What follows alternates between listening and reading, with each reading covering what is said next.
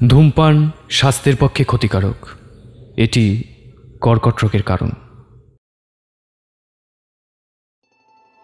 তন্ত্রভিত্তিক কাহিনীতে আমরা অনেক সময় তন্ত্রমন্ত্র, ঝাড়ফুঁক, কালাজাদু, ভূতপ্রেত ইত্যাদির উল্লেখ পেয়ে থাকি। গল্পের লেখক গল্পের প্লট তৈরির খাতিরে এসবের উল্লেখ করে থাকেন, কোনো রকম অযৌক্তিক ভীতি সৃষ্টি করবার জন্য নয়। এবং ঠিক একই কারণে ফিকেল মাইন্ডের চ্যানেলও এই ধরনের প্রথা বা কুসংস্কারকে কোনোভাবেই প্রশ্রয় দেয় না। তাই আমরা আশা করব সকল দর্শকরা কুসংস্কার মুক্ত হয়ে শুধুমাত্র গল্প শোনার আনন্দেই আমাদের এই উপস্থাপনাটি গ্রহণ করবেন। আজ আপনাদের জন্য ফিকেল মাইন্ডেড চ্যানেলের পক্ষ থেকে তারাদাস বন্দ্যোপাধ্যায় রচিত তারানাথ তান্ত্রিকের গল্প অজাত সত্তা। তারানাথ তান্ত্রিক এই চরিত্রটি সৃষ্টি করেন প্রখ্যাত কথা সাহিত্যিক বিভূতিভূষণ বন্দ্যোপাধ্যায় 1940 সালে। তারানাথকে নিয়ে তিনি মাত্র 2টি গল্প রচনা করেছিলেন। তবে এরপরে তাঁরই সুপুত্র তারাদাস বন্দ্যোপাধ্যায় এই চরিত্রটিকে নিয়ে ধারাবাহিকভাবে ছোট গল্প রচনা করেন। আজকের গল্পটি আমরা নিয়েছি মিত্র ঘোষ থেকে প্রকাশিত তারানাথ তান্ত্রিক এই বইটি থেকে। গল্প পাঠে ও তারানাথ তান্ত্রিকের চরিত্রে দিগন্ত নাগ।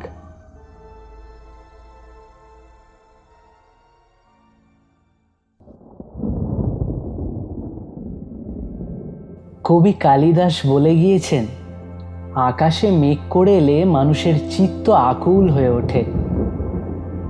আমি কবি নই, তবে আকাশে মেঘ ঘনিয়ে এলে আমার তারানাথের কাছে যেতে ইচ্ছে করে বটে।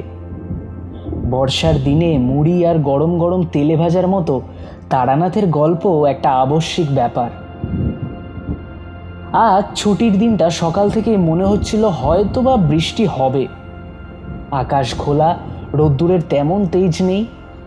দুপুরের পরেই কালো মেঘে চারিদিক অন্ধকার হয়ে এলো। এমন সময় বাড়িতে বসে থাকার কোনো মানেই হয় না। বিশেষ করে কলকাতায় বৃষ্টি মোটেই একটা উপভোগ্য জিনিস নয়। আলনা থেকে একটা শার্ট টেনে নিয়ে গায়ে চাপিয়ে বেরিয়ে পড়লাম। ভেবেছিলাম বৃষ্টি এসে পড়ার আগে হয়তো তারানাথের বাড়ি পৌঁছতে পারবো না, কিন্তু মঠ লেনের মুখে পৌঁছে দেখলাম তখনও মেঘ আকাশে থমকে আছে। গলির মোড়ের সিগারেটের দোকান থেকে তারানাথের জন্য 1 প্যাকেট পাসিং শো নিচ্ছি, পেছন থেকে কে বলে উঠল, এই যে তুমিও এসে পড়েছো দেখছি। তাকিয়ে দেখি কিশোরী। সে একগাল হেসে বলল, সে তুমি যাই বলো ভাই, লোকটার গল্প বলার কিন্তু একটা দারুণ কায়দা আছে, একেবারে নেশা ধরিয়ে দিয়েছে, কি বলো? আমি বললাম, তুমি তো তারানাথের গল্প বিশ্বাসই করো না, তাহলে আসো কেন? কে বলল বিশ্বাস করি না? কেন, এই তো গল্পের মধ্যে কেবলই বাগড়া দাও, আজে বাজে প্রশ্ন করো। আরে ওসব তো তারানাথকে উস্কে দেবার জন্য।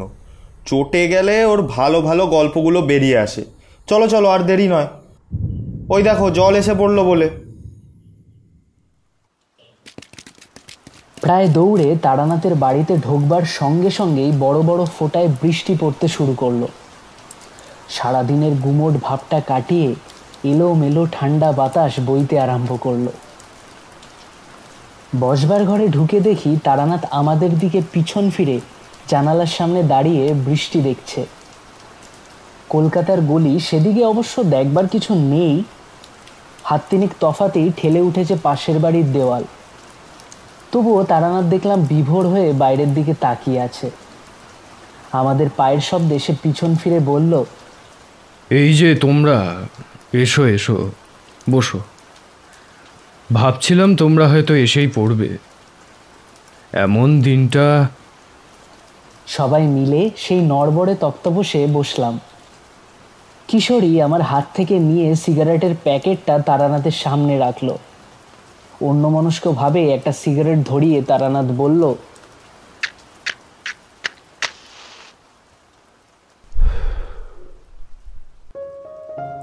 খুব ছোটবেলার কথা মনে পড়ছিল জানো। এরকম মেঘ করে এলে গ্রামের সব ছেলে মেয়ে মিলে দৌড়তাম আম বাগানে।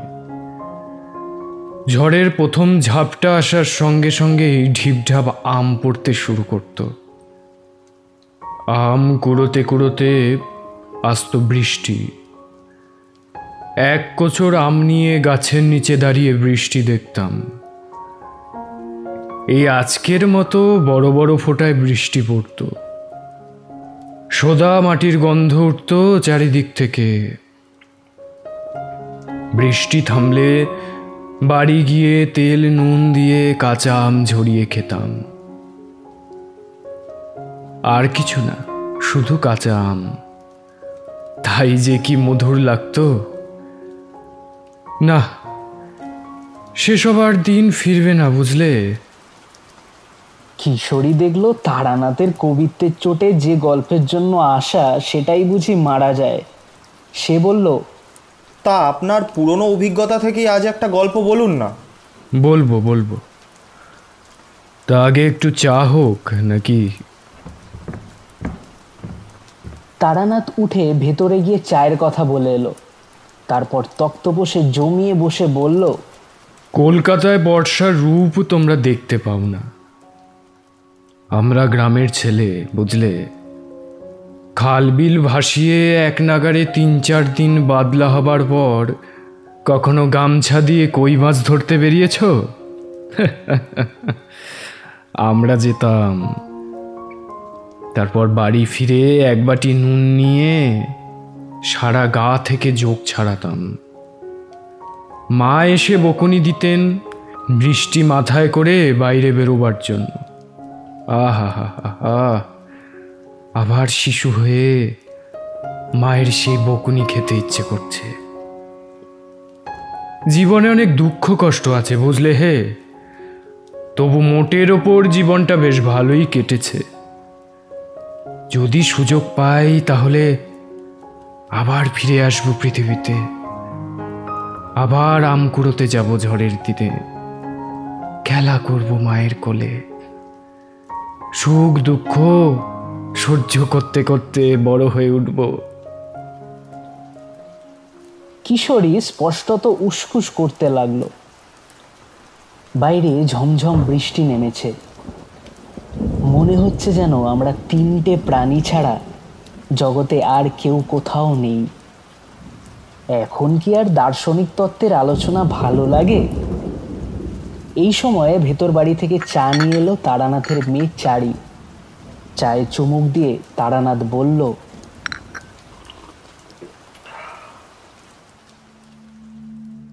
তোমাদের গল্প চাই না?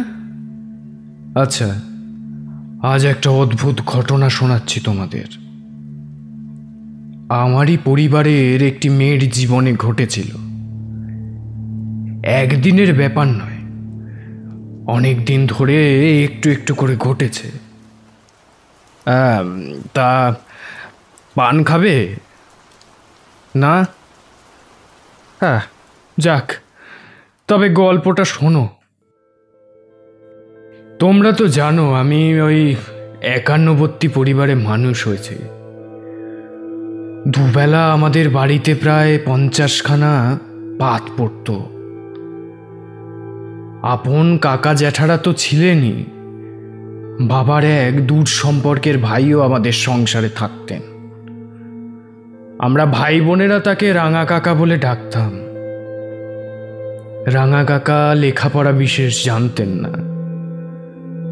বোধহয় ওই ক্লাস 3 কি 4 অবধি পড়েছিলেন, কিন্তু খুব পরিশ্রম করতে পারতেন। সকাল থেকে দেখতাম তিনি কোদাল হাতে বাড়ির পেছনের জমি কুপিয়ে লাউ কুমড়োর চারা বসাচ্ছেন, নয়তো কুড়ুল নিয়ে সংসারের জ্বালানির কাঠ চিরে দিচ্ছেন। তার অবসর সময় বলে কিছু ছিল না। সব সময় কিছু না কিছু করছেন। সবাই রাঙা কাকাকে ভালোবাসত তার মধুর ব্যবহারের জন্য। আমার ছোটবেলাতেই রাঙা কাকার বিয়ে হয়। তখনকার দিনে পাত্রের বড় চাকুরে বা ব্যবসায়ী হবার দরকার হতো না। যা হোক, ওই খাবারের সংস্থান থাকলেই চলতো। তাছাড়া বাবা কাকারা বোধহয় কয়েক বিঘে জমি রাঙা কাকার নামে লিখে দিয়েছিলেন। তার ফসলে দুটি প্রাণীর না চলার কথা নয়। রাঙা কাকিমা বিয়ের কিছুদিনের মধ্যেই বাড়ির সকলের মন জয় করে নিলেন। কোনো অহংকার ছিল না চরিত্রে, সবার কাজ আগ বাড়িয়ে করে দিচ্ছেন, সর্বদা হাসি মুখ, উঁচু গলায় কথা বলতে জানেন না। এমন মানুষকে কে না ভালোবাসবে? বাংলা বিহারের একেবারে প্রান্তে একটি ছোট শহরে তার বাপের বাড়ি। বোধহয় দূরে ভিন্ন পরিবেশে মানুষ হয়েছিলেন বলেই পাড়াগার সংকীর্ণতা রাঙা কাকিমার মধ্যে ছিল না। সবচাইতে তিনি ভালোবাসতেন আমার ছোট ভাইজি বিরাজবালাকে। বিরাজ তখন খুবই ছোট, বছর 5-6 হবে। সেও কাকিমার ভীষণ ভক্ত হয়ে পড়ল। কাকিমার কাছে খায়, তার সঙ্গেই দুপুরবেলা শুয়ে গল্প শোনে, সারাদিন কাকিমার আঁচল ধরে পেছন পেছন করে। কাকিমা বলতেন, বিরাজ তো আমার আর জন্মের মেয়ে। এর বছর 2-3 পর থেকেই বিরাজকে কেন্দ্র করে আমাদের পরিবারে কতগুলো অদ্ভুত ঘটনা ঘটতে থাকে। বিরাজের মধ্যে যে কোনো বিশেষ অলৌকিক ক্ষমতা আছে এমন ধারণা কারোর মনে আসেনি কোনোদিন, আসবার কথাও নয়। পাড়া গায়ের নিতান্ত স্বাভাবিক 8-5টা মেয়ের মতোই তার চাল চলন। কিন্তু বিরাজের 8-9 বছর বয়সের একটা ঘটনায় আমাদের হঠাৎ খটকা লাগে। প্রথমটা অবশ্য ঠিক বোঝা যায়নি, কারণ সব অলৌকিক ব্যাপারের নানা রকম ব্যাখ্যা হতে পারে, কিন্তু পরপর তেমন ঘটতে থাকলে তাকে আর যুক্তি দিয়ে বা কাকতালীয় ব্যাপার বলে উড়িয়ে দেওয়া যায় না। বিরাজ আমার ছোট কাকার মেয়ে। একদিন ছোট কাকিমা ঠাকুরের আসনের সামনে বসে পুজো করছেন, বিরাজ বসে রয়েছে পাশে। কাকিমা পুজো আরম্ভ করবার আগে বিরাজ একবার বলল, মা, আমার না খুব তালের বড়া খেতে ইচ্ছে করছে, বিকেলে করে দেবে মা? কাকিমা রাগ করে বললেন, বকিস নে তো, যা ওঠ এখান থেকে। বসে পুজো করছি আর মেয়ের এটা খাবো সেটা খাবো, পুজোর সময় বুঝি অমন বলে? ধমক খেয়ে বিরাজ চুপ করে মায়ের পাশে গিয়ে বসে রইল। পুজো হয়ে যাবার পর ছোট কাকিমা যখন গলায় আঁচল দিয়ে প্রণাম সেরে উঠছেন, তখন বিরাজ আবার বলল, মা, দেবে তো বিকেলে তালের বড়া করে? সে দেখা যাবে, এখন যা, মেয়েদের অত খাই খাই করতে নেই। ঠাকুরঘর ছেড়ে আসবার সময় হঠাৎ কাকিমার খেয়াল হলো গৃহদেবতা শ্যামসুন্দরের মূর্তির সামনে শ্বেত পাথরের বড় গেলাসের জল আজ বদলে দিতে ভুলে গিয়েছেন। মনে মনে জিভ কেটে কাকিমা জল বদলাবার জন্য গেলাসটা নামিয়ে পাথরের ঢাকনাটা খুললেন। এ কি, জল কই? গেলাসটা ভর্তি তালের বড়া, সদ্য ভাজা, তখনও গরম রয়েছে। এ নিয়ে সেদিন খুব হইচই হয়েছিল, হবারই কথা।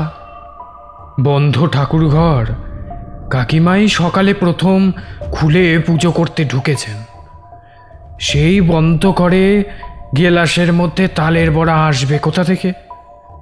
কেউ কেউ বলল বিরাজি হয়তো আগে থেকে গেলাসে বড়া লুকিয়ে রেখেছিল মজা করবে বলে। সে যুক্তিও পুরোপুরি খাটে না।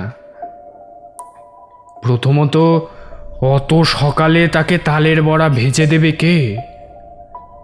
দ্বিতীয়ত, ঠাকুরের আসনে হাত দেবার সাহস তার হবে না। সেই যুগে সব মানামানি খুব ছিল, জানো তো। সবারই মনে কেমন একটা খটকা লেগে রইল। এর মাসখানেক বাদে হলো আর এক কাণ্ড। সেদিন সকালে বিরাজ হঠাৎ বায়না ধরল, ও মা, আজ দুপুরে আমি আলু ভাতে দিয়ে ভাত খাবো, আজকাল শুনতে হয়তো একটু অদ্ভুত ঠেকবে, আলু ভাতে এমন কি একটা জিনিস যার জন্য বায়না করতে হবে।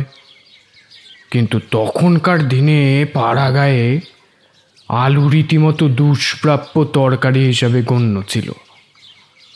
লোকের বাড়িতে সবসময় মজুদ থাকতো না, অনেকে খেতও না। হাটের দিনে কেউ কেউ শখ করে কিনে আনতো। কাকিমা বললেন, এখন তো ঘরে আলু নেই মা, ভাতও চড়ে গিয়েছে। ওবেলা হাট থেকে রামু এনে দেবে খন, রাত্রিরে খেও। মায়ের বকুনির ভয়ে বিরাট চুপ করে গেল। কিন্তু একটু পরেই রান্নাঘর থেকে রাঙা কাকিমা এসে আঁচলে হাত মুছতে মুছতে ছোট কাকিমাকে বললেন, বাবা, এতক্ষণে একটু সময় পাওয়া গেল। ভাত নামিয়ে ফ্যান গালতে দিয়ে এলাম। আচ্ছা সর্দি, আজ ভাতে এত আলু সেদ্ধ কে দিয়েছে বলতে পারো? আর কে খাবে এত আলু? ছোট কাকিমা অবাক হয়ে বললেন, আলু সেদ্ধ ভাতে? আমি তো দিইনি। সে কি? তাহলে কে দিল? হাতা দিয়ে ভাত নাড়ছি, দেখি ভাতের মধ্যে গিজ গিজ করছে আলু। তা 10-12টা তো হবেই। আবার হইচই হলো। এবারেও কর্তারা অনেক যুক্তিসহ ব্যাখ্যা দিলেন, কিন্তু মনের ধাঁধা কারোরই ঘুচল না। বাড়িতে আলু ছিল না, হাট অন্তত 2 মাইল দূরে। মেয়েটা আলু পাবে কোথায় যে ভাতের হাঁড়িতে ফেলবে? এর পরের ঘটনায় কিন্তু আর কোনো ব্যাখ্যা দেওয়া চলল না।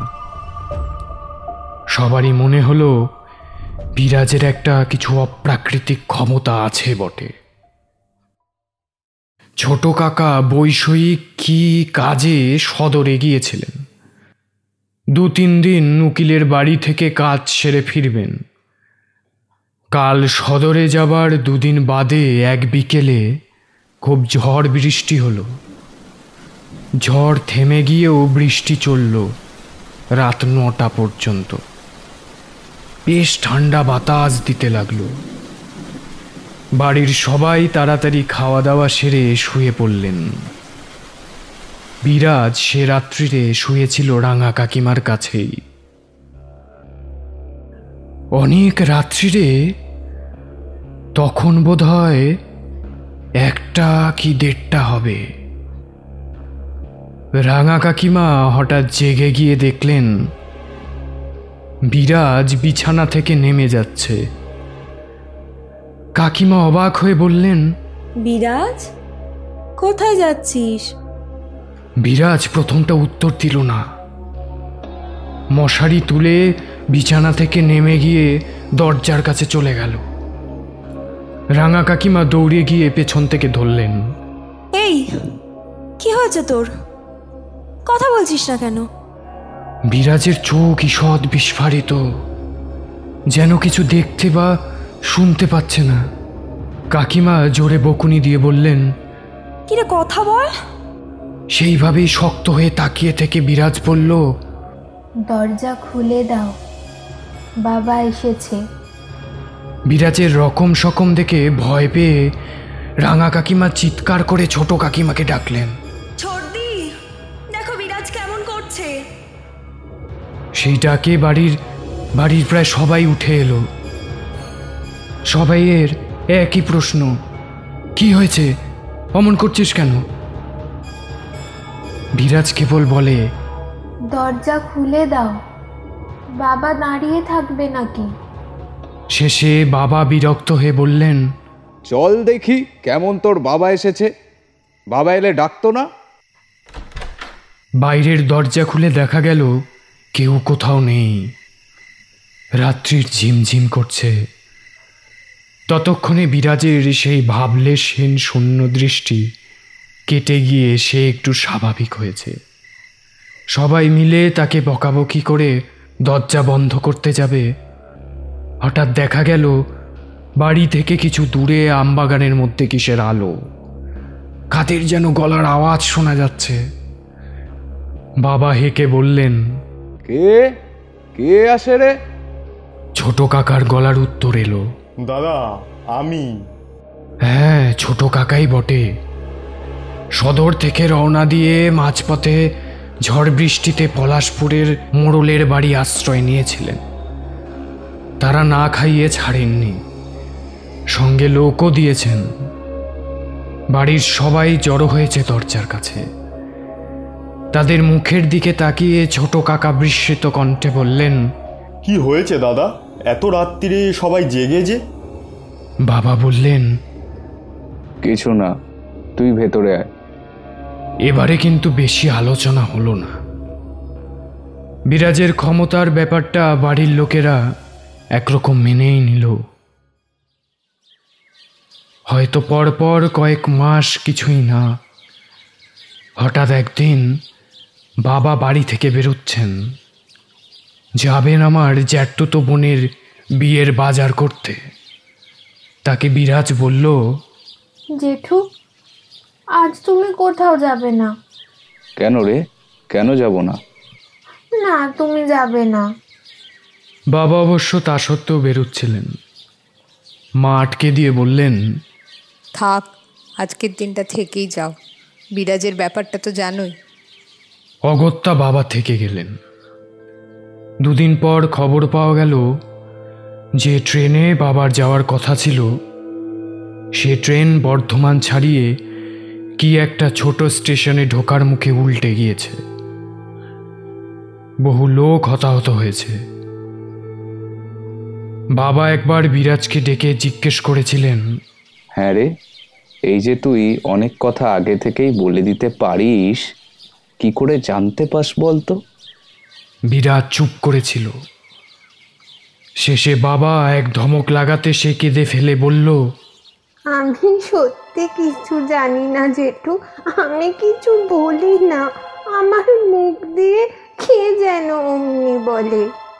বিরাজ কেঁদে ফেলায় বাবা একটু অপ্রস্তুত হয়ে বললেন, আচ্ছা আচ্ছা, যা এখন। কাঁদছিস কেন? কাঁদার মতো কি বলেছি? এর কিছুদিন পরে খবর এলো রাঙা কাকিমার বাবা মারা গিয়েছেন। কাকিমার মা ছিলেন না, ছোটবেলা থেকে বাবার কাছেই মানুষ। যে ভদ্রলোক খবর দিতে এসেছিলেন তিনি বললেন, মারা যাবার আগে উইল করে কাকিমার বাবা তার সম্পত্তি ছেলে মেয়েদের মধ্যে ভাগ করে দিয়ে গেছেন। কাকিমার ভাগে পড়েছে বসত বাড়িটি। ছেলেরা দূরে দূরে নানান জায়গায় কাজকর্ম করে, তারা কোনোদিনই আর দেশে ফিরবে বলে মনে হয় না। এই অবস্থায় মেয়ে জামাইয়ের এখনই গিয়ে বাড়ির দখল দেওয়া উচিত, নইলে বেদখল হয়ে যাওয়ার সম্ভাবনা আছে। রাঙা কাকা সবার সঙ্গে পরামর্শ করলেন। ঠিক হলো ওই বাড়ি বিক্রি করে দিয়ে সেই টাকায় রাঙা কাকা এখানে কিছু জমি জমা কাকিমার নামে কিনবেন। তবে উইলের প্রভেট নেওয়া, খোদের জোগাড় করা এবং বাড়ি বিক্রির ব্যবস্থা করা ইত্যাদির জন্য কাকা কাকিমাকে হয়তো 2-3 মাস সেখানে গিয়ে থাকতে হবে। আমাদের বাড়িতেই কাকিমা চতুর্থী শ্রাদ্ধ করলেন। তারপর রাঙা কাকা তাকে নিয়ে চলে গেলেন শ্বশুর বাড়ি। যাবার আগে রাঙা কাকিমা বিরাজকে কোলে নিয়ে আদর করে গেলেন। বললেন, এই তো মা আমার, লক্ষ্মী হয়ে থেকো কেমন। আমি কদিন বাদেই চলে আসব, তারপর তোমাকে সব গল্প শোনাবো, কেমন? রাঙা কাকা আর কাকিমাকে বাড়ির সবাই খুব ভালোবাসত। সে কথা তো আগেই বলেছি তোমাদের। তাদের এই সম্পত্তি প্রাপ্তির ঘটনায় সবাই খুব খুশি হলো। মাস দেড়েক পর একদিন সকালে ঘুম থেকে উঠে আমরা ভাই বোনেরা দুধ মুড়ি গুড় দিয়ে জল খাবার খাচ্ছি রোয়াকে বসে। এমন সময় বিরাজ আমার মাকে বলল, জেঠিমা, কাল রাত্রিরে রাঙা কাকিমা কখন এসেছে? দেখছি না তো। মা অবাক হয়ে বললেন, কই, সে তো আসেনি। কে বলল তোকে? কেউ বলেনি, আমি দেখেছি। মায়ের মুখ শুকিয়ে গেল। বিরাজকে আর কোনো কথা না বলে সোজা বাবাকে গিয়ে জানালেন। বাবা ভেতর বাড়িতে এসে বিরাজের গায়ে হাত বুলিয়ে আদরের স্বরে বললেন, কি হয়েছে মা? রাঙা কাকিমার ব্যাপারে কি বলছিলি? কাল রাত্রিরে রাঙা কাকিমা এসেছিল তো, আমার ঘুম ভেঙে গিয়েছিল। দেখলাম কাকিমা ঘরে ঢুকে আমার দিকে তাকিয়ে হাসলো, তারপর আবার বেরিয়ে গেল। আমার সঙ্গে কথা বললো না কেন জেঠু? তুই স্বপ্ন দেখেছিস, বৌমা তো আসেনি। বিরাজ আপত্তি করে বলল, না জেঠু, স্বপ্ন না, আমি যে পরিষ্কার দেখলাম। কেমন সুন্দর লাল পাড় নতুন শাড়ি পরেছিল, আর কি সিঁদুর দিয়েছে মাথায় বাবা! চুল সব সিঁদুরে মাখামাখি। বাবা হঠাৎ কেমন ফ্যাকাশে হয়ে গিয়ে বললেন, এই চুপ চুপ চুপ, কি দেখতে কি দেখেছিস ঘুমের ঘোরে? বাজে বকিস না। বিরাজের কথাটা কিছুক্ষণের মধ্যে বাড়িতে রাষ্ট্র হয়ে গেল। মা কাকিমারা উদ্বিগ্ন মুখে পরামর্শ করতে বসলেন।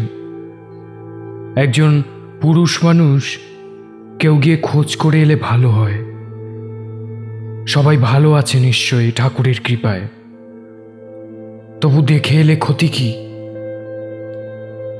পরদিন বিকেলে মেজো কাকা যাবেন বলে প্রস্তুতি নিতে লাগলেন, কিন্তু তাকে আর রওনা দিতে হলো না। পরদিন সকালবেলা রাঙা কাকা স্বয়ং এসে উপস্থিত হলেন।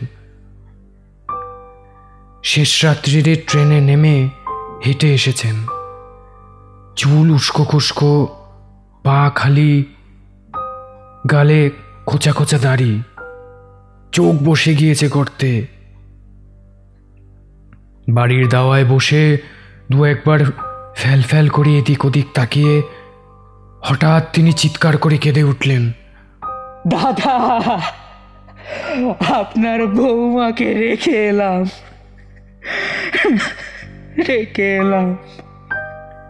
মাত্র 3 দিনের জ্বরে মারা গিয়েছেন রাঙা কাকিমা।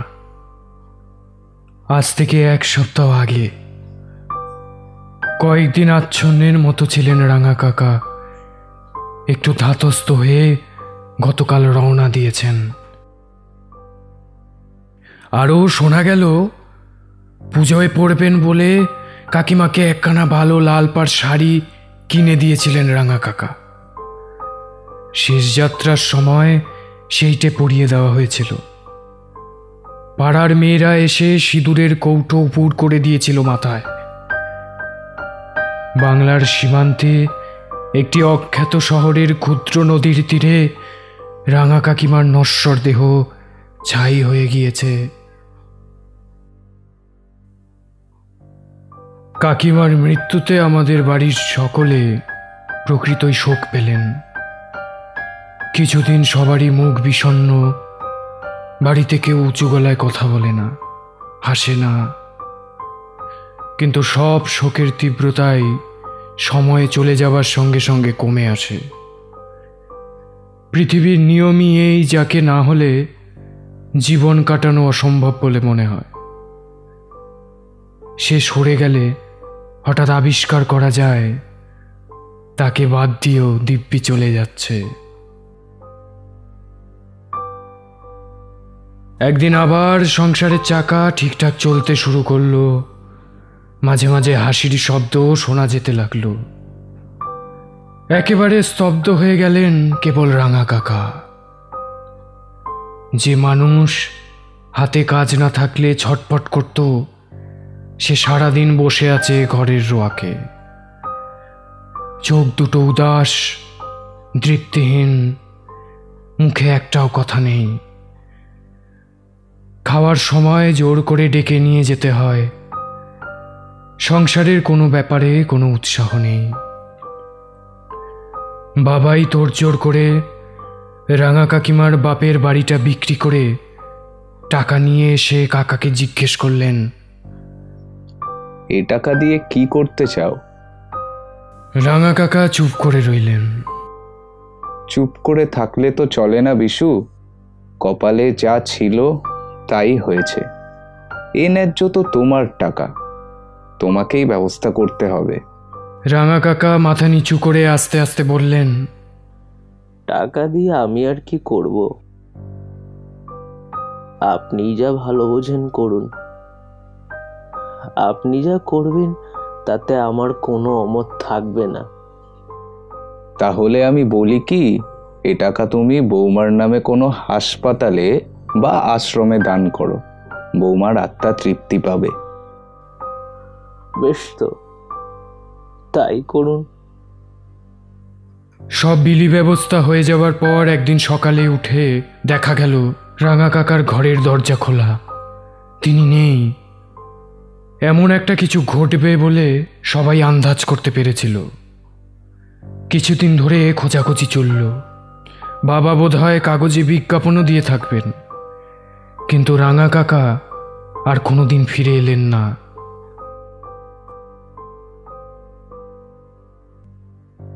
বছর ঘুরে এলো।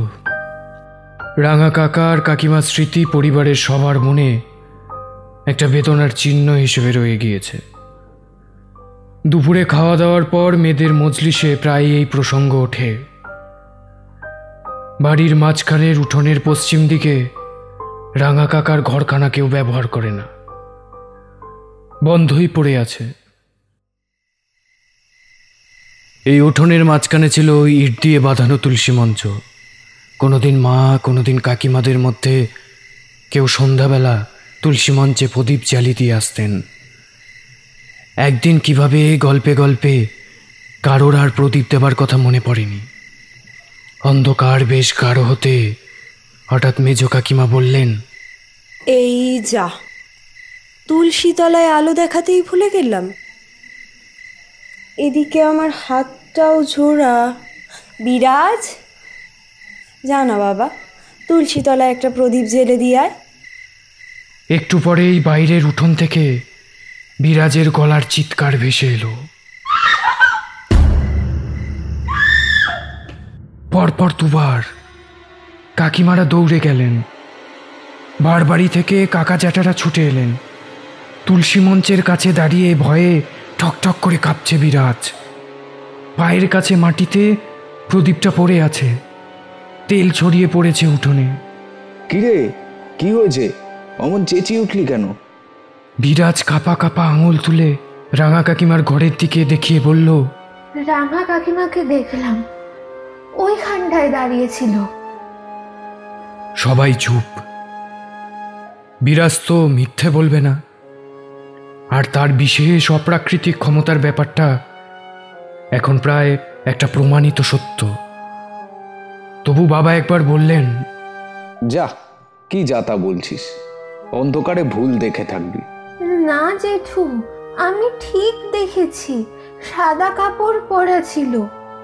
ঘর থেকে বেরিয়ে এসে আমার দিকে তাকিয়ে কি যেন বলল, তারপর আবার ঢুকে গেল ঘরে। ঘর থেকে বেরিয়ে এলো? বাবা এগিয়ে গিয়ে রাঙা কাকার ঘরের দাওয়ায় উঠে দরজায় লাগানো তালাটা টেনে দেখলেন। তা কি করে হবে? এ তো তালা বন্ধ রয়েছে। বুঝিয়ে সুঝিয়ে বিরাজকে ঠান্ডা করে ভেতরে নিয়ে আসা হলো। তখনকার মতো চাপা পড়ে গেলেও এরপর থেকে বিরাজ ঘন ঘন রাঙা কাকিমাকে দেখতে শুরু করলো। কখনো একবারে পরিষ্কার দিনের বেলায় কাকিমা যেন বিরাজকে কি বলছেন। মা জিজ্ঞেস করলেন, কি বলে কিছু বুঝতে পারিস? না জেঠিমা, মুখ নাড়ছে দেখতে পাই, কথা কানে আসে না। তবে একটা জিনিস। কি? কাকিমার খুব কষ্ট বলে মনে হয়। কি করে বুঝলি? কথা তো শুনতে পাস না। মুখ দেখতে পাই যে, খুব ব্যথা পেলে যেমন মুখ হয় সেই রকম। ছোট কাকা গিয়ে কোথা থেকে এক ভূতের রোজা ডেকে আনলেন। লোকটাকে দেখে আমার আদৌ শ্রদ্ধা হলো না। তখন আমি একটু বড় হয়েছি। গ্রামে সাধুসন্ত এলে সেখানে ধর্ণা দিয়ে পড়ে থাকি। লোক চেনবার বিশেষ ক্ষমতা হয়েছে। ভূতের রোজা ঘণ্টা দুয়েক ধরে উঠোনে নানান বিচিত্র কার্যকলাপ করল। মাটিতে খড়ি দিয়ে নকশা এঁকে তার ওপর শ্বেত সর্ষে আর আতপ চাল ছিটিয়ে চিৎকার করে মন্ত্র পড়তে লাগলো। ওম এইম হেম ক্লিম চামুণ্ডায় বিচ্ছে স্বাহা। কিন্তু ওই পর্যন্তই। সে দক্ষিণা নিয়ে বিদায় হবার পর সেদিন বিকেলেই বিরাজ আবার রাঙা কাকিমাকে দেখতে পেল। দালানের একদিকে রান্নাঘর, সেখানে মা উনুনে আঁচ দিচ্ছেন, আর বিরাজ মেঝেতে বসে বিকেলের তরকারির জন্য কুটনো করছে।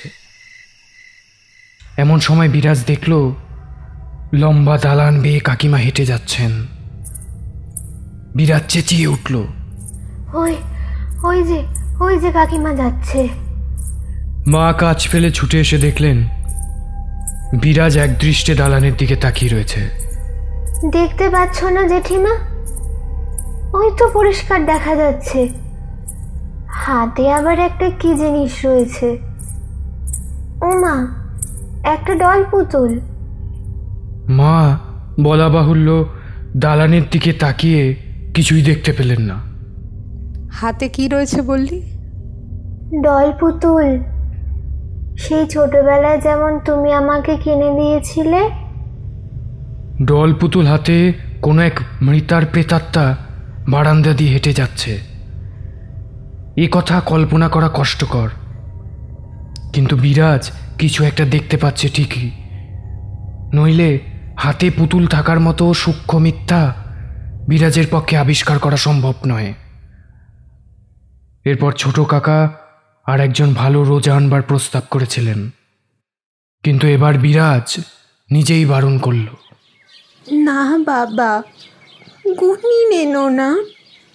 কেন রে? রাঙা কাকিমা আমাকে কত ভালোবাসতো, মরে গিয়ে কি আমার ক্ষতি করতে চাইবে? হয়তো আমাকে ভুলতে পারেনি বলে আমার কাছে আসে। দিন কাটতে লাগলো। মাস 2-3 হয়তো কিছু হলো না, কিন্তু আবার একদিন বিরাজ কাকিমাকে দেখতে পেল। মানুষের মন বড় বিচিত্র জিনিস, কালে সবাই খাপ খেয়ে যায়। বিরাজের রাঙা কাকিমাকে দেখতে পাওয়াটাও একটু একটু করে সকলের গা সওয়া হয়ে এলো। প্রথম যৌবনে পা দিয়ে আমি বাড়ি থেকে পালালাম গুরুর খোঁজে। সে গল্প কিছুটা তোমরা জানো।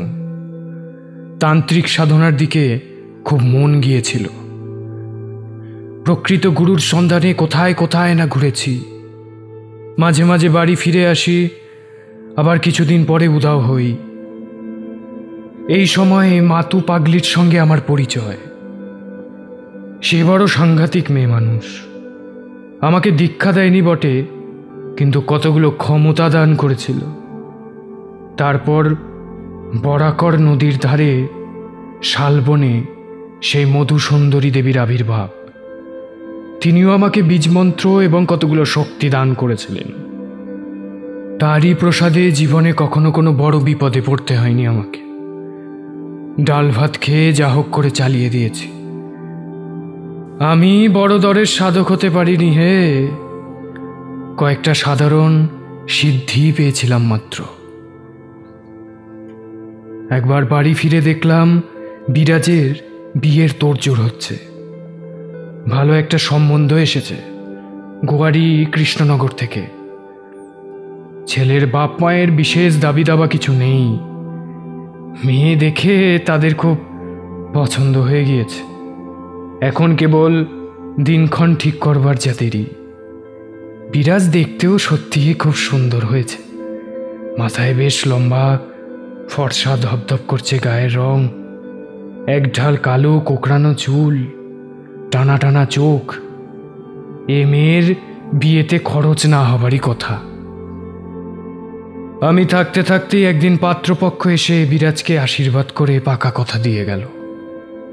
পাত্রের বাবা মানুষটি ভারী অমায়িক, গোলগাল চেহারা, মুখে সবসময় হাসি লেগে রয়েছে।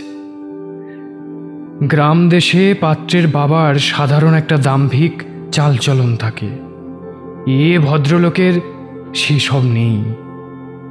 বেশ হেসে হেসে গল্প করলেন। বিরাজকে পাশে বসিয়ে মা আমার যেন লক্ষ্মী বলে গায়ে হাত বুলিয়ে দিচ্ছেন। আশীর্বাদ করলেন 10 ভরির সেকেলে পাকা সোনার শুষ্নি পাতা হার দিয়ে। কথা রইল 1 বছর পর সামনের বৈশাখে বিয়ে হবে। ওদের কি পারিবারিক আচার অনুযায়ী পাত্রের বয়স জোর সংখ্যক বছর না হলে বিয়ে হয় না। সামনের বছর ছেলের বয়স হবে 24। আশীর্বাদ সেরে পাত্রপক্ষের লোকেরা বিকেলবেলা চলে গেলেন। তারা সন্ধ্যের ট্রেন ধরলেন। সঙ্গে আমাদের বাড়ি থেকে লোক দেওয়া হলো স্টেশন অবধি পৌঁছে দেবার জন্য। সেই দিনই রাত্রিরে বিরাজের ঘর থেকে কান্নার আওয়াজ পেয়ে মা আর বাবা উঠে দেখতে গেলেন। ছোট কাকিমার পাশেই শুয়েছিল বিরাজ। কাকিমা জেগে বসে অবাক হয়ে বিরাজের দিকে তাকিয়ে আছেন, আর বিরাজ অঝোর ধারায় কাঁদছে। মাঝরাত্রিরে ঘুম ভেঙে বিরাজ নাকি দেখতে পায় মশারির ঠিক বাইরে রাঙা কাকিমা দাঁড়িয়ে তার দিকে তাকিয়ে কি বলবার চেষ্টা করছেন, কিন্তু প্রাণপণ চেষ্টাতেও তার গলা থেকে কোনো শব্দ বের হচ্ছে না। কি করুন, কি বিধ্বস্ত মুখ রাঙা কাকিমার। বিরাজ কেঁদে ফেলে বলে, কেন বারবার আসছো রাঙা কাকি? কি বলবে? কি কষ্ট তোমার? উত্তরে রাঙা কাকিমা দুহাতে ধরে রাখা কি একটা জিনিস সামনে বাড়িয়ে দেন। সে হাতে ডল পুতুল। কি সুন্দর, ঠিক যেন একটা সত্যিকারের বাচ্চা। এই সময় ছোট কাকিমা জেগে উঠতে রাঙা কাকিমা শরীরটা যেন গুঁড়ো গুঁড়ো হয়ে ঝরে পড়ে গেল। পরদিন সকালে বাবারা সব ভাই মিলে পরামর্শ সভা বসালেন। আলোচনার বিষয় ছিল এই, বিরাজের বিয়ে হতে চলেছে। বিয়ের পরেও সে যদি এরকম রাত বিরেতে চেঁচামেচি করে তাহলে তার শ্বশুরবাড়ির লোকেরা কি ভাববে। পরে এ নিয়ে মহা অশান্তির সূত্রপাত হতে পারে। আবার কি একজন রোজা ডাকা হবে? আর কি বা করা যেতে পারে? সবার মতামতই রোজা ডাকার দিকে যাচ্ছে দেখে আমার বড় খারাপ লাগলো। প্রেত বিতারিণী মন্ত্র অবশ্য আছে, কিন্তু বেশিরভাগ পাড়াগে বুজরুকের দল, তারা কিছুই জানে না। আমি জানি, কিন্তু রাঙা কাকিমাকে আমরা সবাই খুব ভালোবাসতাম। তাকে তাড়াবার জন্য কোনো ক্রিয়া অনুষ্ঠান করতে কেমন যেন বাদো বাদো ঠেকতে লাগলো। তাছাড়া এই মন্ত্র পাঠ করবার সময় যে আত্মাকে তাড়াবার জন্য অনুষ্ঠান করা হচ্ছে তার খুব কষ্ট হয়। সে যন্ত্রণার মধ্যে রাঙা কাকিমাকে ফেলতে মন চাইল না। অবশ্য একটা কাজ করা যায়, বিরাজকে একটা কবচ করে দিতে পারি। সেটা হাতে ধারণ করলে কোনো আত্মা ইচ্ছে করলে ওকে দেখা দিতে পারবে না। যা যা লাগবে জোগাড় করতেও বিশেষ অসুবিধে হবে না। বার্মাবর্ত শঙ্খের চূর্ণ আর 3টে কাকের বাসা আছে এমন নিম গাছের শেকড়ের অংশ চাই। তার সঙ্গে মেশাতে হবে, না তোমাদের কাছে এসব বলা বৃথা। ওই যে কিশোরী হাসছে। কিশোরী তৎক্ষণাৎ গম্ভীর হয়ে বলল, না না না না না না, আমি অবিশ্বাস করে হাসছি না মোটেই। আসলে আপনি মাঝে মাঝে এমন সব জিনিসের নাম করেন যা আমাদের দৈনন্দিন জীবনে একেবারেই অপরিচিত, শুনলেই হাসি পেয়ে যায়। আচ্ছা, একটা কথা জিজ্ঞাসা করি, বিরাজের এই ব্যাপারটা সম্বন্ধে আপনার কি মত? তারানাথ বলল, বিরাজ খুব ভালো মিডিয়াম ছিল। তখন ততটা বুঝতে পারিনি, কিন্তু এখন আন্দাজ করতে পারি। তুলা রাশি, চন্দ্র প্রবল, এমন জাতিকার এটা হতে পারে। হবেই যে এমন কোনো কথা নেই, এর ভেতরে আরো অনেক প্রভাব কাজ করে, তবে হওয়া সম্ভব। এদের কাছে মৃত আত্মারা সহজেই দৃশ্যমান হয়। ডামরতন্ত্রের নিয়ম অনুযায়ী কবচ করে দিলে জাতক বা জাতিকার এই গুণ সাময়িকভাবে লোপ পায়। আর বিরাজ যে মিথ্যে বলছে না বা এটা ওর মনের কিংবা চোখের ভুল নয়, তা আমি সহজেই বুঝতে পেরেছিলাম। কারণ তোমরা তো জানো আমি প্রেতাত্মার অস্তিত্ব টের পাই। বিরাজের সঙ্গে মৃত আত্মার যোগাযোগ আমি বুঝতে পেরেছিলাম। বললাম, কি করে বোঝেন? দেখতে পান? দেখতে তো পাই, তবে সব সময় দেখবার প্রয়োজন হয় না।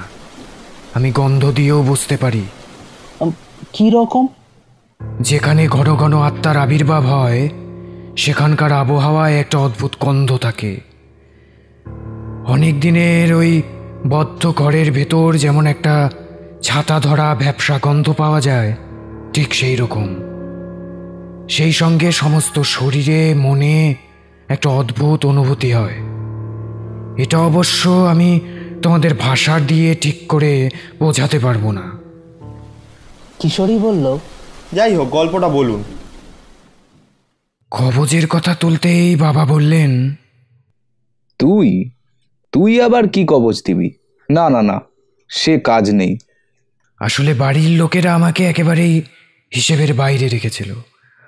অপদার্থ বাড়ি পালানো ছেলে, আমাকে দিয়ে কোনো কাজের কাজ হওয়া সম্ভব নয়, এই ধারণা প্রত্যেকেরই ছিল।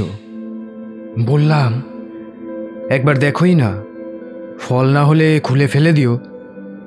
তাও বাবা বোধহয় রাজি হলেন না। কিন্তু ছোট কাকিমা বললেন, আচ্ছা ও দিক না কবজ, বিশ্বাসেও তো ফল হয়। অনেকে তো অনেক কিছু করলো, একবার ওরটা করে দেখি।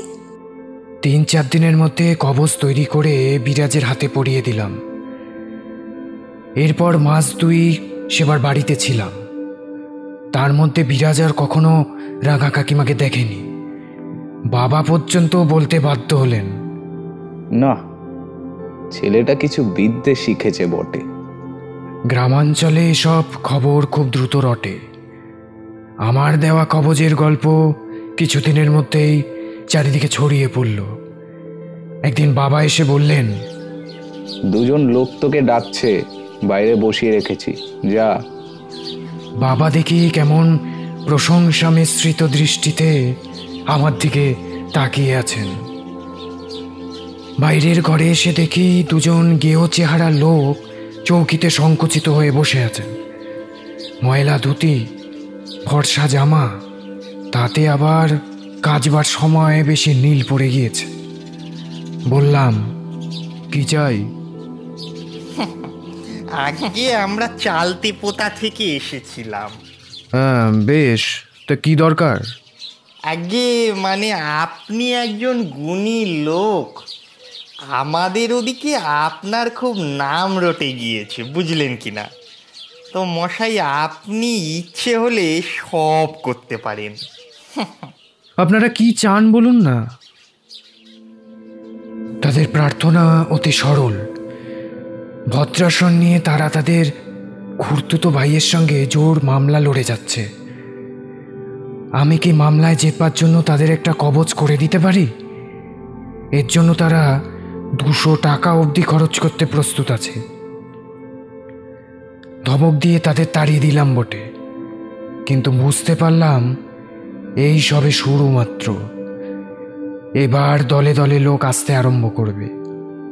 কজনকে তাড়াবো? কাজেই পরদিন শেষ রাত্রিরে পটলাপটলি গুছিয়ে বাড়ি থেকে সরে পড়লাম। কিশোরী জিজ্ঞাসা করল, কিন্তু এ ধরনের কবচ তো আপনি দিয়েই থাকেন, তাহলে ওদের তাড়ালেন কেন? তারানাথ বিষণ্ণভাবে হেসে বলল, সে অনেক পর থেকে দিতে শুরু করি। ওই সময় আমার প্রথম যৌবন, মনে আসা সিদ্ধ সাধক হব। টাকার জন্য মামলার কবচ, গরু হারানোর মাদুলি দেওয়া, ওসব ভাবতেই পারি না। তারপরে বিয়ে থাওয়া করলাম, সন্তানাদি হলো, সংসারের পেছনে দৈব ওষুধ থেকে বশীকরণ হোম সবই শুরু করলাম। সেই থেকে পতনের আরম্ভ। একটা দীর্ঘ নিঃশ্বাস ফেলে তারানাথ আবার গল্পে ফিরে এলো। 9-10 মাস এদিক ওদিক ঘুরে বিরাজের বিয়ের কিছুদিন আগে বাড়ি ফিরে এলাম। আমাকে দেখে আর কেউ তেমন না হোক, মা খুশি হলেন। যাক, বিরাজের বিয়ের কথাটা মনে রেখেছিস তাহলে। তুই না এলে আমার ফাঁকা ফাঁকা লাগতো। অপ্রস্তুতভাবে একটু হাসলাম কেবল। কি আর বলার আছে, মাই কেবল শেষ দিন অবধি নিঃস্বার্থ ভালোবাসা দিতে পারে সন্তানকে। অন্য কেউ খুব আত্মীয়তা বোধ না করলে তাদের দোষ দিতে পারি না। আমি বা কি দায়িত্ব পালন করেছি বাড়ির লোকেদের প্রতি? ভালোবাসা তো আর আকাশ থেকে পড়ে না।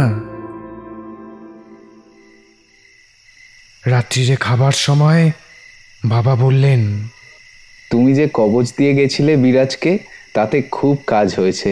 তারপর থেকে বিরাজ আর ভয় টয় পায়নি।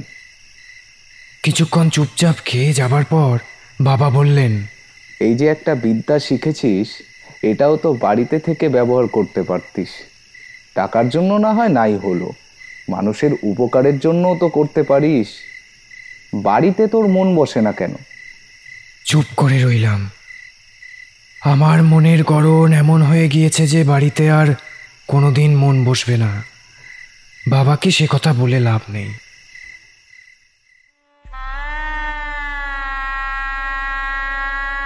নির্ঝঞ্ঝাটে বিরাজের বিয়ে হয়ে গেল। বরযাত্রীদের খাইয়ে দাইয়ে মুকুটচুদের বড় বাড়ির হলঘরে ঢালা বিছানা পেতে শুইয়ে দেওয়া হলো। গোধূলি লগ্নে বিয়ে। রাত 11টার ভেতর বিয়ে থাওয়া, কুশণ্ডিকা সব শেষ। একতলার কোণের ঘরে মেয়েরা বাসর জাগবার আয়োজন করেছিল। রাত 1:30-2 অবধি বাসরঘর থেকে হাসি আর গানের শব্দ পাচ্ছিলাম। আস্তে আস্তে বাসরের কোলাহল থেমে এলো। ছেলে মানুষেরা আর কত রাত্রি বা জাগবে? শরীর খাটাখাটনি করে ক্লান্ত। আমিও কখন ঘুমিয়ে পড়েছি টের পাইনি। ঘুম ভাঙল শেষ রাত্রিরে বাবার ডাকাডাকিতে। তাকিয়ে দেখি বাবা পাশে দাঁড়িয়ে ধাক্কা দিচ্ছেন। তারানাথ, এই তারানাথ, বাবা ওঠ একবার, ওঠ না। ব্যস্ত হয়ে উঠে বসে বললাম, কি কি হয়েছে বাবা? বাবা পাংশু মুখে বললেন, বিরাজ আবার ওই রকম করছে। সে কি? এমন তো হবার কথা নয়। কি জানি, তুই কবচ দেবার পর আর কখনো তো হয়নি। বাসরেও তো সবাই মিলে আমোদ আহ্লাদ করেছে, তারপর একটু ঘুমিয়ে পড়েছিল। এই একটু আগে চিৎকার করে জেগে উঠেছে। জামাই খুব ভয় পেয়ে গিয়েছেন, তুই একবার চল। ততক্ষণে আমি নাকে একটা সোদা সোদা ছাতা ধরা ভ্যাপসা গন্ধ পেতে শুরু করেছি। এবার এসে অবধি এই গন্ধটা আর পাইনি। বিছানা ছেড়ে উঠে দাঁড়িয়ে বললাম, আমার সঙ্গে এসো তো। সিঁড়ি দিয়ে নিচে না নেমে সোজা এগিয়ে যাচ্ছি দেখে বাবা বললেন, ওদিকে কোথায় যাচ্ছিস? বিরাজ তো নিচে বাসর ঘরে। বললাম, আহা এসোই না। ছোট কাকিমার ঘরের সামনে এসে থামলাম। দরজা খোলা, সবাই নিচে গিয়েছে বিরাজকে সামলাতে। ঘরে ঢুকে বাতিটা উস্কে দিয়ে দেরাজগুলো খুলে দেখতে শুরু করলাম। বাবা অবাক হয়ে বললেন, তোর কি মাথা খারাপ হলো নাকি? এখানে কি করছিস? ওপর থেকে 3 নম্বর দেরাজে ছিল জিনিসটা। আমার ধারণাই ঠিক। বাবার বিস্মিত দৃষ্টির সামনে বাড়িয়ে ধরলাম বিরাজকে দেওয়া আমার কবচটা। এ কি? এটা এখানে এলো কি করে? সেটা অবশ্য আমিও পরিষ্কার করে জানতাম না। তবে বিরাজ যে কবচটা খুলে রেখেছে এবং এর ফলেই এই বিপত্তি তা বুঝেছিলাম। আর খুলে রাখতে হলে সবচেয়ে নিরাপদ জায়গা নিজের ঘরের দেরাজ। বোধহয় তাতে অত বড় একটা কবচ থাকলে স্বামী অবাক হতে পারে বা শ্বশুরবাড়ির লোকজন নানা সন্দেহ করতে পারে। এই ভয়ে বিয়েতে আসবার আগে বিরাজ ওটা খুলে রেখে গিয়েছিল। 8-10 মাস নিরুপদ্রবে কাটায় সে ভেবেছিল কাকিমা হয়তো আর দেখা দেবেন না।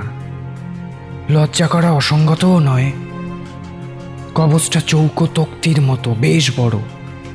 অত বড় জিনিসটা কারোর না কারোর চোখে পড়তেই পারে। বাবার হাতে কবচটা দিয়ে বললাম, যাও আড়ালে ডেকে পরিয়ে দাও, জামাইয়ের সামনে করবার দরকার নেই। জামাই ছেলে মানুষ, তাকে যা হোক বুঝিয়ে দেওয়া কঠিন হলো না। বিরাজকে সাবধান করে দেওয়া হলো, আর কখনো যেন সে কবচ খুলে না রাখে। বিকেলে মেয়ে বিদায়ের সময় এলো। ভেতর বাড়ির দালানে আসন পেতে মেয়ে জামাইকে আশীর্বাদ করা হচ্ছে। বাইরে খোদাবাক্সের ঘোড়ার গাড়ি দাঁড়িয়ে। রওনা দেবার সব আয়োজন সমাপ্ত।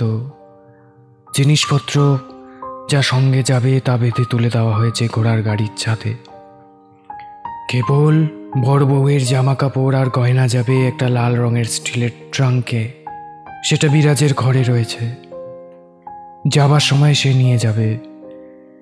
মেয়ে জামাই বিদায় হবার সময় বাড়ির মেয়েরা তো কান্নাকাটি করলেনই, এমনকি বাবা আর মেজো কাকা অবধি দেখলাম বারান্দার এক কোণে দাঁড়িয়ে চোখের জল মুছছেন।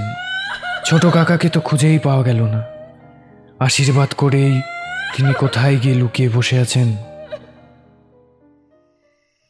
আশীর্বাদের পর্ব মিটে গেলে মেয়ে জামাইকে নিয়ে যাওয়া হলো ছোট কাকিমার ঘরে।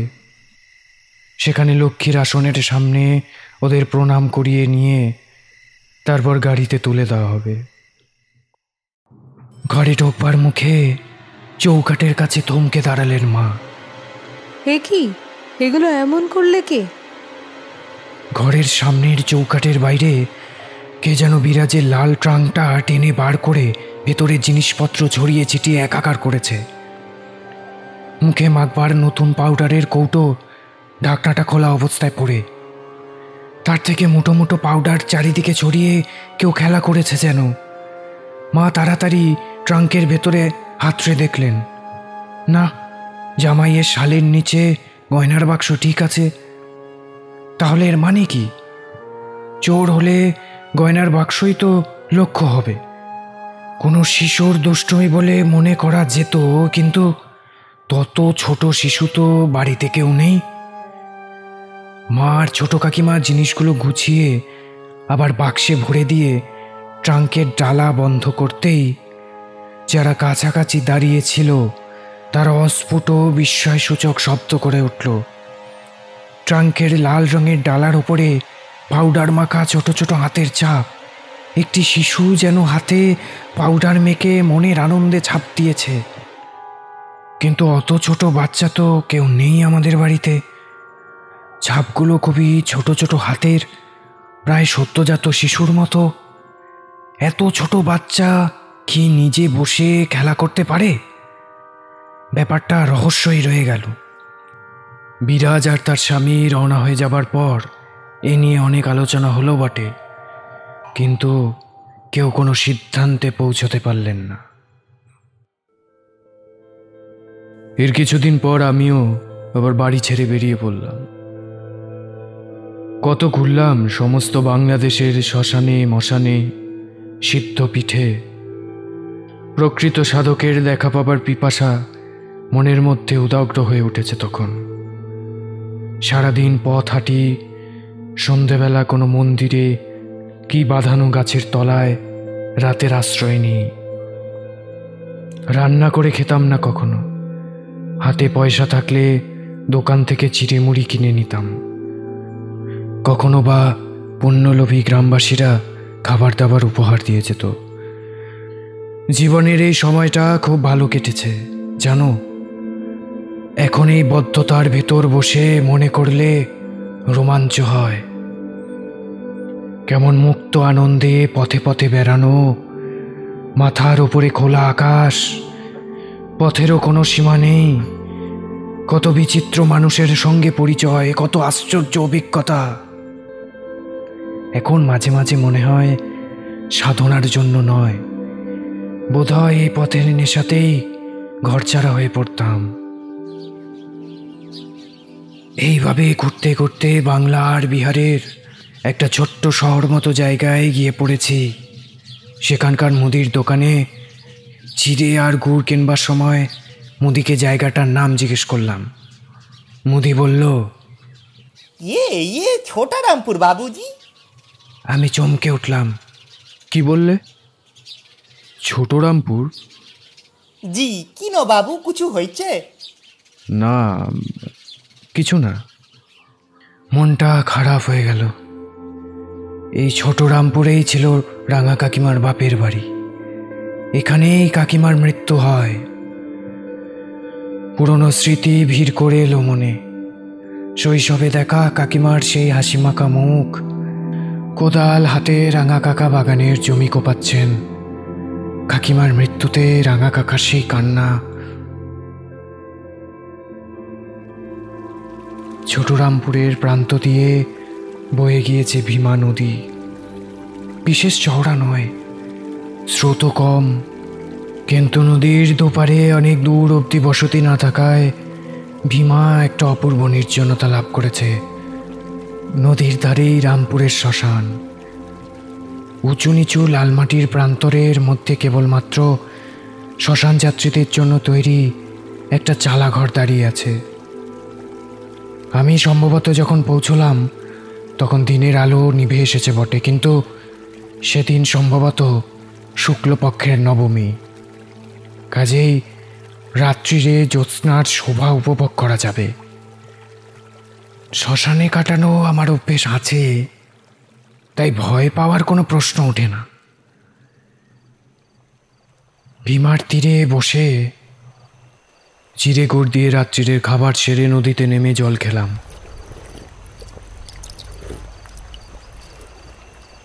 ততক্ষণে দিনের আলো সম্পূর্ণ মুছে গিয়ে রুক্ষ ভূমির ওপর ফুটে উঠেছে শুক্লপক্ষের জ্যোৎস্না। নদীর ধারের সাদা বালি চিকচিক করছে চাঁদের আলোয়। অমন দৃশ্য তোমরা দেখনি হে।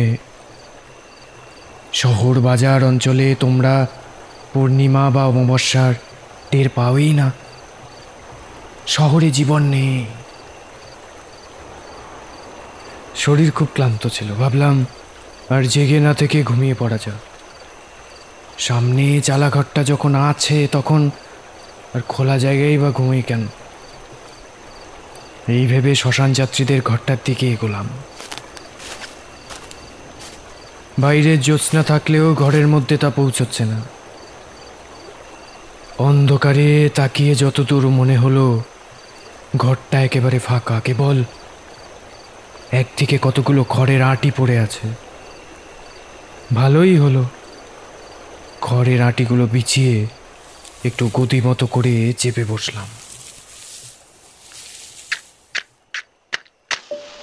বিড়ি ধরাতে গিয়ে দেশলাইয়ের আলোয় প্রথম চোখে পড়ল লোকটাকে। এতক্ষণ বুঝতে পারিনি ঘরে আরো একজন মানুষ আছে। কখন থেকে বসে আছে এই লোকটা? খালি গা, আধময়লা ধুতি পরনে, লম্বা চুল, মুখে দাড়িগোপের জঙ্গল। হঠাৎ আলো জ্বলায় মুখের সামনে হাত দিয়ে আড়াল করে আছে। পোড়া কাঠির টুকরোটা ফেলে দিলাম। বিড়ি ধরে গিয়েছিল। গোটা দুই টান দিয়ে জিজ্ঞেস করলাম, তুমি কে? এখানে কি করছো? অন্ধকারে লোকটাকে দেখা যায় না। সে যেখানে বসে আছে আন্দাজে সেদিকে তাকিয়ে প্রশ্নটা করলাম। প্রথমে খানিকক্ষণ চুপচাপ, তারপর কেমন যেন ভাঙা খসখসে গলায় উত্তর এলো, এই শ্মশানেই থাকি। মরা পোড়াতে সাহায্য করা যাদের জীবিকা, এমন এক শ্রেণীর লোক প্রায় সব শ্মশানেই থাকে। আমি আন্দাজ করে নিলাম এ তাদেরই একজন। জিজ্ঞেস করলাম, থাকো থাকো মানে কি? মানে কি করো? মরা পোড়াও? না। তাহলে? শুধু থাকি আর শ্মশানে ঘুরে বেড়াই। নিজের অভিজ্ঞতা থেকে জানি এ ধরনের লোকেরা কথা কম বলে আর নিজেদের সম্বন্ধে কিছু বলতে চায় না।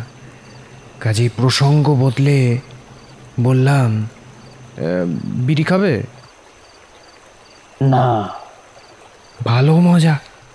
আমি একটু গল্প জমাতে চাইছি, কারণ চিরদিনই আমার শহরে পালিশ করা মানুষের চাইতে এইসব হাটে মাঠে ঘুরে বেড়ানো চরিত্রদের বেশি ভালো লাগে। তাই দেখছি বাক্যব্যয় একেবারেই অনিচ্ছুক। লোকটার গলাই বা এরকম ভাঙা ভাঙা কেন? ঠান্ডা লেগেছে নাকি? একটু চুপ করে থেকে ভাবলাম কি প্রসঙ্গে কথাবার্তা চালানো যায়। তারপর মনে হলো ওর জীবনের সঙ্গে মিল আছে এমন কথা জিজ্ঞেস করাই ভালো। ঘরের কোণে অন্ধকারের দিকে তাকিয়ে বললাম, তা তুমি কদিন আছো এখানে? অনেক দিন। অদ্ভুত কিছু দেখনি, বা এমন কোনো ঘটনা যা তোমার মনে রয়ে গেছে? এইবার লোকটার অনিচ্ছুক কণ্ঠে প্রথম প্রাণের স্পর্শ লাগলো। সে বলল, কেন দেখব না? এমন একটা ঘটনা দেখেছি যা কোনো দিন ভুলতে পারবো না। একটু বিস্মিত হয়ে বললাম, কি ঘটনা? কিছুক্ষণ স্তব্ধতা। তারপর অন্ধকারের ভেতর থেকে আবার সেই মানুষটার গলা ভেসে এলো। অনেক বছর আগে এই শ্মশানে একজন লোক তার স্ত্রীকে দাহ করতে নিয়ে এসেছিল। অল্প বয়সের বউ লাল পাড় শাড়ি পরিয়ে মাথায় সিঁদুর দিয়ে তাকে নিয়ে আসা হয়েছিল। নদীর পাড়ে ওই যেখানে রাঙামাটি ঢিবি মতো উঁচু হয়ে আছে, দেখতে পাচ্ছ? বাইরে তো চাঁদের আলো। ঠিক ওইখানে লোকটা বসে কাঁদছিল একা। বউকে খুব ভালোবাসতো কিনা। আমি নড়ে চড়ে সোজা হয়ে বসলাম। এই ঘটনা যেন বড্ড চেনা চেনা লাগছে। তাহলে কি এই লোকটা রাঙা কাকিমার দাহকার্যের সাক্ষী? কদিনের জন্য এসেছিল তারা। কাজ শেষ করে ফিরে যাবার কথা ছিল। বউয়ের আর ফেরা হলো না। আকাশে মেঘ ঘনিয়ে আসছিল, পাছে বৃষ্টি এসে পড়ে এই ভয়ে ডোমেরা বাঁশ দিয়ে চিতা খুঁচিয়ে দিচ্ছিল তাড়াতাড়ি কাজ সারবার জন্যে। এখানেই জন্ম হয়েছিল বউটার, আবার এখানেই মরল। আমার আর কোনো সন্দেহ ছিল না। রাঙা কাকিমার শেষ কাজের কথাই বলছে লোকটা। আশ্চর্য যোগাযোগ তো। আমি জীবনে আজ প্রথম এখানে এলাম, তাও না জেনে, আর এসে লোকটার সঙ্গে আলাপ। বললাম, দুঃখের কথা বটে, কিন্তু মানুষ তো মরেই। বিশেষ করে এই ঘটনাটাই তোমার মনে আছে কেন? আবার একটু স্তব্ধতা। লোকটার শ্বাস প্রশ্বাসের শব্দও শুনতে পাচ্ছি না। মানুষ এমন চুপ করে বসে থাকতে পারে? লোকটা বলল, মনে রাখবার কারণ আছে। বউটার পেটে বাচ্চা ছিল। আমি চমকে উঠে বললাম, কি বলছো তুমি? এ কথা কেউ জানতো না? না, বউটা ভেবেছিল আর কিছুদিন বাদেই স্বামীকে বলবে। তার সময় পায়নি, কিন্তু বাঁশ দিয়ে খোঁচাবার সময় ডোমেরা বুঝতে পেরেছিল। তারা বলেছিল মানুষটাকে, পেটে সন্তান থাকলে তাকে আলাদা করে দাহ করতে হয়, জানো তো? নইলে দুজনের কারোরই মুক্তি হয় না। আহা, ওটার বড় শখ ছিল একটা সন্তানের। সে শখও মিটল না, মুক্তিও হলো না। মুক্তি না হওয়ার যে কি যন্ত্রণা, তা কেবল বদ্ধ আত্মাই জানে। তাই বুঝি নিজের যন্ত্রণার কথা জানাবার জন্য সে বারে বারে পিরাজের কাছে গিয়ে এতক্ষণ মেরুদণ্ড টান করে শুনছিলাম, এবার লাফিয়ে উঠে দাঁড়িয়ে চিৎকার করে বললাম, সে কি? তুমি তুমি বিরাজের নাম জানলে কি করে? কে তুমি? কোনো উত্তর নেই। ঘরে স্তব্ধতা। দেশলাই জ্বালালাম, কেউ নেই কোথাও। দরজার বাইরে নদীর চরে অপার্থিব জ্যোৎস্না ফুটেছে। ঘরে যে ছিল সে দরজা দিয়ে বেরুলে তো আমি নিশ্চয়ই দেখতে পেতাম। দৌড়ে বাইরে বেরিয়ে এসে চারিদিকে তাকালাম। শূন্য লাল মাটির প্রান্তর চাঁদের আলোয় স্বপ্নের দেশ বলে মনে হচ্ছে। জনপ্রাণী নেই কোথাও। কোথায় গেল সে? ঠিক এই সময়ে এক ঝলক বাতাসে ভেসে এলো একটা সোদা গুমোট ব্যবসা গন্ধ। অচেনা ব্যক্তির পরিচয় প্রকট করে দিয়ে গেল। ভেবে দেখলাম সব ঘটনাই এক সূত্রে গাঁথা বটে। রাঙা কাকিমার যন্ত্রণাকাতর আত্মার বারবার ফিরে আসা, লাল ট্রাঙ্কের ওপর ছোট ছোট হাতের ছাপ, কাকিমার হাতে ডল পুতুলের মতো সদ্যজাত শিশু দেখতে পাওয়া। বিরাজ ভালো মিডিয়াম ছিল, তাই দেখতে পেত, কিন্তু কোনো কারণে কথা শুনতে পেত না। শুনতে পেলে অনেক আগেই গোলযোগ মিটে যেত। রাত্রি ক্রমে গভীর হতে লাগলো। একা বসে রইলাম ভীমা নদীর পাড়ে।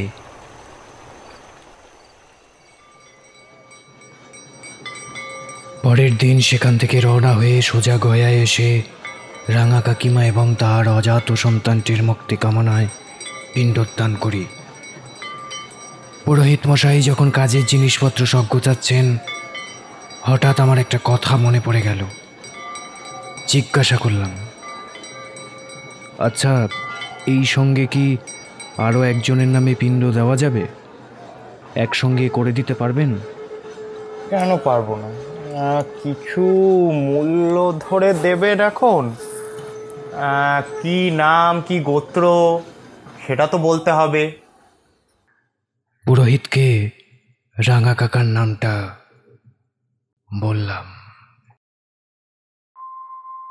শুনলেন আজকের গল্প অজাত সত্তা, রচনা তারাদাস বন্দ্যোপাধ্যায়, গল্প পাঠ ও তারানাথ তান্ত্রিকের চরিত্রে দিগন্ত নাগ, অন্যান্য চরিত্রে মৈনাক দাস, নিশীথ সরকার, ঋত্বিকা মিত্র, দীপান্বিতা বিশ্বাস, অরিজিতা চক্রবর্তী ও আমি সুজয় ভট্টাচার্য। গল্পের প্রচ্ছদটি এঁকেছে লোকনাথ সাহু। গল্পের সূত্রধার, সমগ্র পরিকল্পনা ও সম্পাদনায় আমি সুজয় ভট্টাচার্য। কেমন লাগলো আমাদের আজকের এই পরিবেশনাটি কমেন্ট করে জানাতে ভুলবেন না। আর ভালো লাগলে ভিডিওটিকে লাইক করুন এবং শেয়ার করে অন্যদেরও শোনার সুযোগ করে দিন। আর চ্যানেলে আপনি যদি নতুন হয়ে থাকেন তবে অবশ্যই চ্যানেলটিকে সাবস্ক্রাইব করুন, কারণ আগামী সপ্তাহে ফিকল মাইন্ডেড চ্যানেলে থাকছে আরও একটি তন্ত্রভিত্তিক গল্প। তাই সঙ্গে থাকুন, সুস্থ থাকুন। ধন্যবাদ।